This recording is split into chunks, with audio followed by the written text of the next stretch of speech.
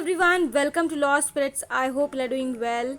सो आपको सबसे पहले ये बताना है आज की MHCT की तैयारी कैसे चल रही है। आपका एग्ज़ाम है 2 अगस्त को, जितने भी 5 ईयर्स वाले हैं, एंड 3 ईयर्स वालों का 8 अगस्त को है।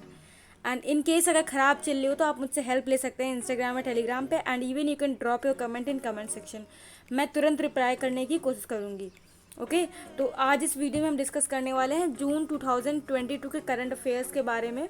एंड इसमें मैं जितनी भी कैटेगरीज वाइज मैं कवर करने वाली हूँ, like rankings, appointments, awards, sports, dates, in national news, international news, तो ये सारे टॉपिक्स कवर होंगे।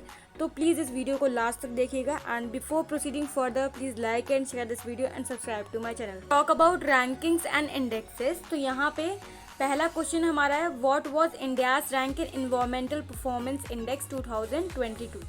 तो इंडिया की रैंक इसमें 180 रही है। एंड अगर हम फर्स्ट, सेकंड, थर्ड मतलब टॉप परफॉर्मर्स की बात करें तो पहला रहा है हमारा डेनमार्क। ओके, डेनमार्क कंट्री रही है। देन रहा है हमारा UK, after that Finland. And जैसा कि अगर आप न्यूज़ से जुड़े रहते हैं तो डेनमार्क एंड फिनलैंड की मैक्सिमम जगह फर्स्ट, सेकंड, थर्ड रैंक आती ही आती है। ठीक है, तो आपको 180 याद रखना है कि इंडिया का इन्वायरमेंट में काफ़ी बुरा हाल है। ओके, यू नो कि दिल्ली में कितना पॉल्यूशन हो रहा है, तो ओवरऑल इंडिया में भी सही हालत नहीं है, तो इसलिए इंडिया की रैंक काफ़ी पीछे आई है, जो कि है 180। Talk about second question, and it is about which country topped in global liveability index 2022। तो ग्लोबल लिवेबिलिटी इंडेक्स में हम सिटीज़ को रैंक करते हैं। एंड ये इसका बेस होता है कि चोरी तो नहीं हो रही हो सिटी में, या फिर ज़्यादा मतलब लड़ाई झगड़ा तो नहीं हो रहा है, लाइक पॉलिटिकल इंस्टेबिलिटी तो नहीं है, ये सब होता है। ठीक है, एंड फैसिलिटीज़ कैसी हैं, उन सब बेसिस पे हम इस रैंक, पर्टिकुलर रैंक को निकालते हैं। एंड इसमें वेना फर्स्ट आई है। वेना सिटी है ऑस्ट्रिया की। ठीक है, देन सेकंड इज कोपेनहेगन, जो कि डेनमार्क में सिचुएटेड है। देन ज्यूरिख जो है वो स्विट्जरलैंड में सिचुएटेड है। एंड इंडिया की अगर हम बात करें तो इंडिया की बहुत ही बढ़िया रैंक नहीं है। 112th रैंक पे दिल्ली है हमारा। ओके, एंड देन उसके बाद 117th रैंक पे हमारा मुंबई है। पहले का भी बैंगलोर हुआ करता था, अब बैंगलोर भी हट गया। एंड अगर इस रैंक की हम रिलीजिंग अथॉरिटी की बात करें तो इसको रिलीज़ करता है EIOU। Okay, EIU, economic intelligence unit. Okay, आप जानते होंगे ये बहुत से और भी रैंक्स को रिलीज़ करते हैं। Then third question is, what was India's rank in world competitive index 2022।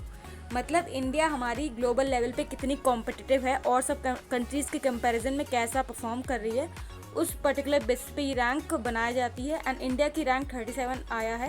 Okay, and it is quite good but not that good. And अगर इसमें फर्स्ट, सेकंड, थर्ड रैंक की बात करें तो फर्स्ट थी हमारी डेनमार्क की, second was Switzerland, and third जो थी हमारी सिंगापुर थी। ओके, एंड अगर इसकी रिलीजिंग अथॉरिटी की बात करें तो इसकी रिलीजिंग अथॉरिटी है IMD, institute of management development. Okay, तो इसे हमें याद रखना है, IMD। रैंकिंग लाइक कॉम्पिटिटिवनेस में तब भी सही है, 37 है। एंड इसमें ग्लोबल लिवेबिलिटी में 112 पे हमारा न्यू दिल्ली है, 117 पे हमारा मुंबई है।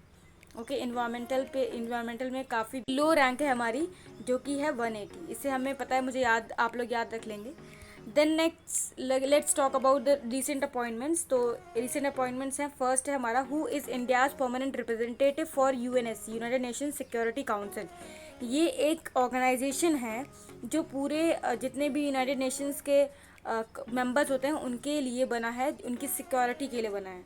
तो इसमें हर इंडिया से एक परमानेंट रिप्रेजेंटेटिव जाता है, जो कि इस बार गई है हमारी रुचिरा कंबोज। ओके, रुचिरा कंबोज इस बार की परमानेंट रिप्रेजेंटेटिव हैं। एंड उन्होंने सक्सीड करा है TS त्रिमूर्ति को। ठीक है, इससे पहले TS त्रिमूर्ति हमारे परमानेंट रिप्रेजेंटेटिव रहा करते थे एट UNSC। ओके, इस बार हमारे रुचिरा कंबोज हैं। ओके, एंड आप इसको याद रख सकते हैं कि हमारे यहाँ से फीमेल मेंबर गई हैं। एंड आपको बताना है कि फर्स्ट फीमेल कौन थी UNSC की परमानेंट रिप्रेजेंटेटिव बनने के लिए। ओके, कौन सी फर्स्ट फीमेल थी। जितने भी मैं क्वेश्चंस बोलते जा रही हूँ, प्लीज़ इनके आंसर्स कमेंट बॉक्स में ज़रूर दें, मुझे पता चल जाएगा कि आपकी किस लेवल की तैयारी हुई है अभी। Then second question is, who is NITI Aayog CEO। तो नीति आयोग के CEO है हमारे नए CEO परमेश्वरम अय्यर। ठीक है, परमेश्वरम अय्यर इस बार के हैं। एंड इससे पहले हमारे राजीव कुमार रह चुके हैं, जो कि काफ़ी सालों से थे बट अब चेंज हुए हैं, एंड अब हो गए हमारे Parameswaran Iyer. Then if we talk about third question, तो who is recently appointed as director of intelligence bureau, तो ये है हमारे Tapan Kumar Deka. Okay, Tapan Kumar Deka intelligence bureau के हैं। ये क्वेश्चन उतना ज़्यादा इंपॉर्टेंट नहीं है, बट इसको माइंड में रखिएगा। ये जो नीति आयोग का सीईओ, बहुत मोस्ट इंपॉर्टेंट क्वेश्चन है। इसके आने के 100% चांसेस मैं बोल सकती हूँ, आएगा ही आएगा। देख लीजिएगा आप खुद, MHCT के 5 या 6 ईयर्स में तो आ ही सकता है।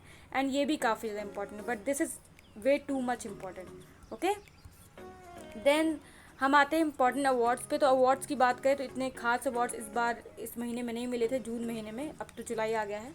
तो इसमें पहला क्वेश्चन है, who became first recipient from India to won gold achievement award. मतलब गोल्ड अचीवमेंट अवार्ड जो है इंडिया से अभी तक किसी को भी नहीं मिला था। एंड ये है हमारे विजय अमृतराज, जो कि पैरा बैडमिंटन प्लेयर हैं। ओके, मतलब कि पैरा किसके लिए होता है, जो लोग फिजिकली वीक होते हैं, फिजिकली कोई उनमें स्पेशली एबल्ड होते हैं। ठीक है, तो विजय अमृतराज को पहली बार वो पहले इंडियन रेसिपिएंट बने to receive golden achievement award. Now let's talk about sports section. तो स्पोर्ट में पहला क्वेश्चन जो है वो है, which Indian won gold medal in parashooting world cup. Okay, and ये अवनी लेखाड़ा जी ने जीता है। एंड ये जो पर्टिकुलर हमारा स्पोर्ट्स हुआ है, ये हमारा फ्रांस में हुआ है। एंड ये अवनी लेखाड़ा वही हैं जिन्होंने पैरालंपिक्स में गोल्ड मेडल जीता है। एंड इन्होंने इंडिया को पहला गोल्ड मेडल दिया है पैरालंपिक्स में। ओके, तो इस नाम को तो आपको माइंड में एकदम प्रिंट करवा लेना है। ओके,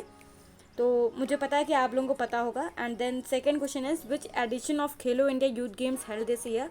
तो इस ईयर 4th एडिशन हुआ था। एंड ये 4th एडिशन जो हुआ था वो हरियाणा में हुआ था। एंड ऑल्सो वन थिंग, इसमें विनर्स के भी नाम आपको याद रहना चाहिए। पहला जो विनर बने हैं वो हमारे हैं Haryana, and then second one is Maharashtra, and then third one is Manipur. Okay, तो थर्ड क्वेश्चन जो है वो है, who became man of tournament in Ranji trophy. तो वो सरफराज खान बने हैं। इस क्वेश्चन को आप याद कर सकते हैं। सरफराज आप जानते होंगे, जो मूवी आपकी आई थी वो अनुष्का शर्मा के साथ, मतलब आमिर खान ने बनाई थी। तो उस मूवी का नाम था हमारा पीके। हाँ, पीके था। ग्रेट एक्टर सुशांत सिंह राजपूत थे, तो उन्होंने सरफराज खान का रोल निभाया हुआ था। ओके, उनका उस रोल में नाम था सरफराज खान। तो उससे आप इस पर्टिकुलर चीज़ को याद रख सकते हैं कि man of tournament in Ranji trophy won by Sarfaraz Khan. ठीक है, then fourth question is, who became 74th grandmaster of India. तो 74th हमारे ग्रैंड मास्टर बने हैं राहुल श्रीवास्तव। एंड श्रीवास्तव की स्पेलिंग एकदम सही है, वो श्रीवास्तव की स्पेलिंग सेम ऐसे ही लिखते हैं। एंड जो 73rd थे, जो कि मैंने न्यूज़ में कवर भी किया हुआ था, Bharat Subramaniam. 10 your important dates. तो इंपॉर्टेंट डेट्स की बात करें तो पहला क्वेश्चन है, state the theme of international Olympics day, जो कि 23 जून को करा जाता है। Okay, international Olympics day. And इसका आंसर है together for a peaceful world. Okay, and also one thing, इस जो आपका MHCT एग्जाम होने वाला है उसके लिए ओलंपिक्स जो हुए हैं आपके टोक्यो ओलंपिक्स, उनको बहुत ही बढ़िया से पढ़ के जाने हैं। Okay, and then national news की बात करें तो पहला है हमारा, which type of scheme is Agnipath scheme, जो कि काफ़ी ज़्यादा न्यूज़ में रही है। एंड इसके आने के काफ़ी ज़्यादा चांसेस हैं। Answer is military recruitment scheme. And इसकी डिटेल्स में जाएं, जो कि मैंने पहले एक शॉर्ट में डिस्क्राइब करा हुआ है, but again I am explaining. इसकी एज जो है 17.5 से 21 साल होगी। एंड ड्यूरेशन 4 ईयर्स होगा। एंड 4 साल के बाद आपको हटा देंगे। सिर्फ 25% लोगों को इसमें रखा जाएगा। एंड जो इसका कंट्रोवर्शियल पॉइंट है वो यही है कि आप 4 साल तक क्यों रख रहे हैं। सिर्फ लोगों का कहना है कि आप पूरी, मतलब जब तक रखा जाता है मिलिट्री में तब तक रखें। 4 साल कोई भी पीरियड नहीं होता है किसी भी जॉब में, आप गवर्नमेंट जॉब में रखने का। तो इसीलिए इसमें पूरी कंट्रोवर्सी चल रही है। Then second question is, which country became India's largest trading partner. तो वो USA बन गया। मतलब USA के साथ इंडिया का सबसे ज़्यादा ट्रेड हो रहा है। प्लस पहले जो था वो पहले हमारा चाइना था। चाइना को सरपास कर दिया है US ने। ओके, तो चाइना अब नहीं रहा है, अब USA हो गया है इंडिया का largest trading partner. Then third question is, under which national scheme cheetah will be reintroduce in Kuno Palpur national park. तो चीता री इंट्रोडक्शन प्लान है, उसके तहत कूनो पालपुर नेशनल पार्क में चीता इंट्रोड्यूस करे जाएंगे। एंड आपको मुझे बताना है कमेंट सेक्शन में कि ये जो पर्टिकुलर नेशनल पार्क है ये किस स्टेट में है इंडिया के। Okay, and then international news पे हम आ जाते हैं। तो इंटरनेशनल न्यूज़ की बात करें तो पहला क्वेश्चन है, who are the members of I2U2 grouping. ये एक नई ग्रुपिंग फॉर्म हुई है जिसके हमारे मेंबर्स हैं India, UAE, USA and Israel. ठीक है, तो ये एक तरीके के सिक्योरिटी, नेशनल सिक्योरिटी एंड सारे कंट्री को बाइंड करने के लिए एक ट्रेडिंग फोरम फॉर्म करने के लिए एंड बहुत से और कॉपरेशन वगैरह की फीलिंग के साथ, इवन कॉपरेशन जो है मेन एलिमेंट है इस पर्टिकुलर ग्रुपिंग में, तो उसके लिए फॉर्म करी गई है I2U2 ग्रुपिंग एंड इसके मेंबर्स हैं India, UAE, USA and Israel. Second question is name new members of Commonwealth association. तो न्यू मेंबर है कॉमनवेल्थ एसोसिएशन के टोगो एंड गैबॉन। ठीक है, ये कई बार आते हैं कॉमनवेल्थ एसोसिएशन, कोई भी या फिर कोई भी इंटरनेशनल ऑर्गेनाइजेशन है उनके जितने भी नए मेंबर्स ऐड होते हैं, ये क्वेश्चन कई बार आ चुका है बहुत से लॉ एंट्रेंसेस में, तो इसको आपको माइंड में रखना है। Understood. And then question number third is which explorer is going to retire after 27 years. कौन सा एक्सप्लोरर है जो कि रिटायर हो जाएगा, वो है हमारा इंटरनेट एक्सप्लोरर। को कमेंट सेक्शन में बताना है इंटरनेट एक्सप्लोरर किस ईयर में आया था। Okay, then fourth question is which country ends right of abortion.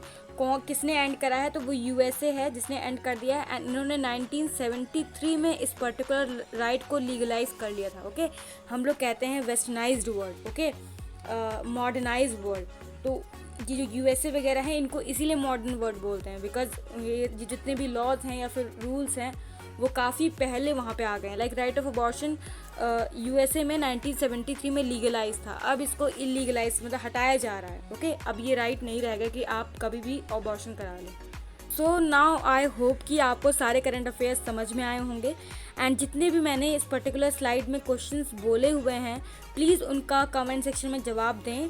Okay, मुझे पता चलना चाहिए कि आपकी तैयारी कैसे चल रही है एंड कोई भी अगर आपको प्रॉब्लम है तो नीचे आप कमेंट सेक्शन में बोल सकते हैं या फिर आप टेलीग्राम या इंस्टाग्राम पे मुझे डायरेक्टली मैसेज कर सकते हैं। ओके, बोलना नहीं है, मतलब कमेंट सेक्शन में अपना कमेंट ड्रॉप कर सकते हैं।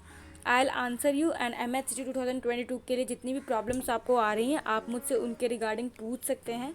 I will answer you instantly.